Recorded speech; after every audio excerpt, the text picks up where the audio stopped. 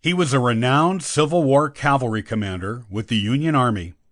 He fought in numerous battles and proved himself time and again to be an expert horseman. While he led no decisive victories, his service was a distinguished, if often overlooked one. Join me today on the Ancestral Findings podcast, and I'll talk more about his story.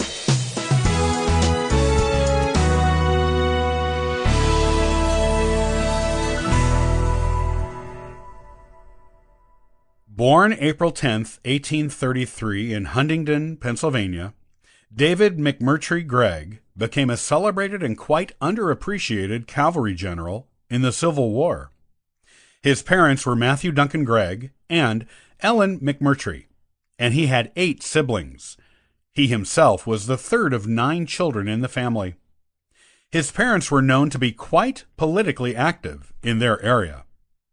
David's father was a lawyer and ironmaster, and was part owner of the Potomac Furnace Iron Works in Loudoun County, Virginia. David's grandfather on his father's side, Andrew Gregg, was a U.S. congressman from Pennsylvania, who served first in the House of Representatives and then in the Senate between 1791 and 1813. When David was 12 years old, his father died of a severe fever, which was common at the time and could have been a symptom of any number of acute diseases that often went undiagnosed, such as typhus, malaria, or scarlet fever. Afterward, David's mother moved the family to live with relatives in Hollidaysburg, Pennsylvania. Unfortunately, his mother died just a year after his father, and the siblings were scattered among relatives who were willing to care for them. David and his older brother, Andrew, went to live with their uncle on their mother's side, David McMurtrie III, in Huntingdon, Pennsylvania. Their uncle ensured that Andrew and David received excellent educations. David attended the John A. Hall School and the Milnwood Academy, before following Andrew by enrolling at the University of Lewisburg, later called Bucknell University. A representative in the Pennsylvania State House secured a position for David at the United States Military Academy, but Andrew died before he enrolled. A few months after Andrew's death, David enrolled at West Point. There, he gained a reputation as an exemplary horseman, which contributed to his later celebration as a top cavalry officer. David graduated from West Point on July 1st, 1855, where he was 8th in a class of 34 students. He met his future wife, Ellen Frances Sheaf, at his West Point commencement ceremony. She was there because she was the granddaughter of a former governor of Pennsylvania.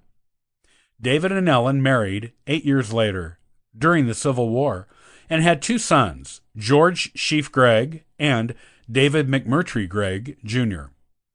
After graduating from West Point, David received a commission as a brevet second lieutenant with the 2nd U.S. Dragoons Regiment, which was a heavy cavalry regiment. His first assignment was in the territory of New Mexico.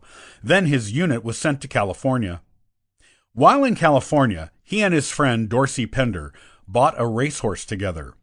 His, until then, marched on to Fort Vancouver in the territory of Washington. David was involved in combat for the first time at Fort Vancouver, when his unit of 160 men engaged with 1,000 Native Americans. The natives outnumbered the cavalry and surrounded them. The fighting lasted for 3 days, but casualties were minor. David managed a dignified retreat for his men. When the Civil War started, David went back to Washington, D.C., where he joined the Union Army and was promoted to captain of the 3rd U.S. Cavalry. He was swiftly transferred to the 6th U.S. Cavalry. He contracted typhoid fever there, which was common among Civil War soldiers on both sides for the duration of the war, and was almost killed when the D.C. area hospital in which he was staying burned down. He became a colonel in the 8th Pennsylvania Cavalry in January of 1862. He was present at the Battle of Antietam, though his unit played only a small role. He was promoted to brigadier general just before the Battle of Fredericksburg. Again, the cavalry was held in reserve and not used much. This was the situation Gregg found himself in during many of the battles in which he was involved. However, he distinguished himself as a superior horseman and was able to protect other cavalry members during retreats. He also led the cavalry in a number of engagements, such as Aldie, Middleburg, and Upperville. One of the biggest battles in which David was involved was 3 miles east of Gettysburg, during the actual Battle of Gettysburg, in a place that is now called East Cavalry Field. The Confederate forces collided with David's men, as well as the brigade of Brigadier General George A. Custer.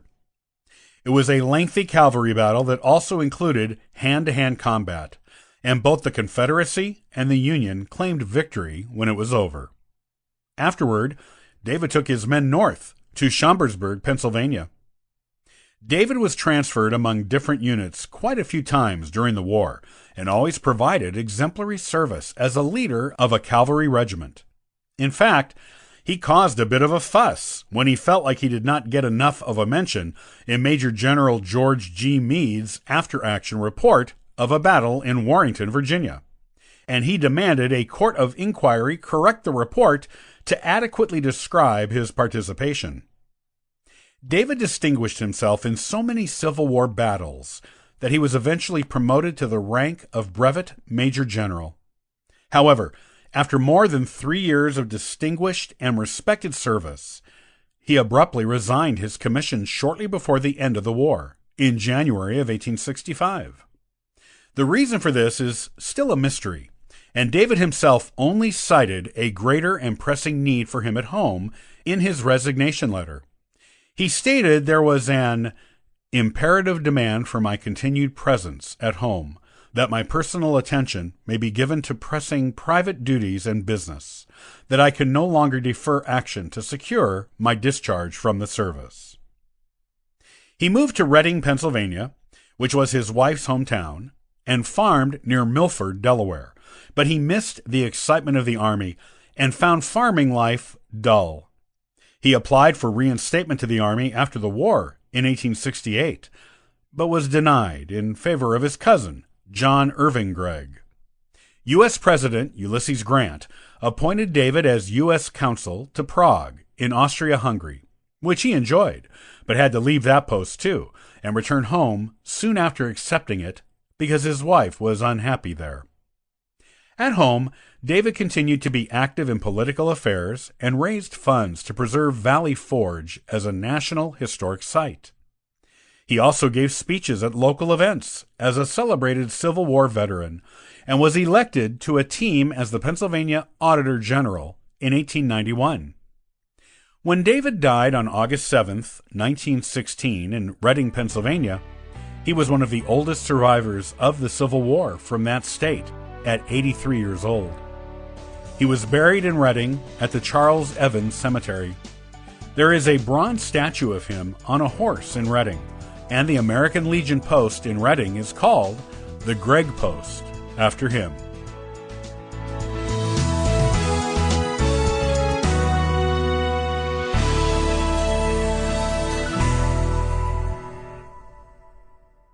Have you ever used muster rolls in your genealogical research? If you are like most people, you have at least one ancestor who served in the military and/or a war. If they served prior to World War I, muster rolls can be an excellent source of genealogical information. Join me next time on the Ancestral Findings Podcast, and we'll see what you will find in them. Thanks for joining me today. I'll see you next time on the Ancestral Findings Podcast. And for further info, you can visit us at ancestralfindings.com.